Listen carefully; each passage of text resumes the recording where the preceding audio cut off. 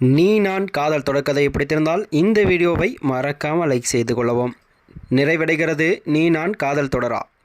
வாங்க வீடியோவை முழுமையாக காண்கலாம். நீ நான் காதல் தொடரானது நிறைவடைவுள்ளதாக தகவல் வெளியாகியுள்ளதாம். ஸ்டார் மெகா தொலைக்காட்சியில் பிரபல தொடரான நுவ்வு நேனு பிரேமா என்ற தொடரின் மூலம்தான் இதன் மறு உருவாக்கமாகத்தான் நீ நான் காதல் தொடர் எடுக்கப்பட்டு வருகிறதாம்.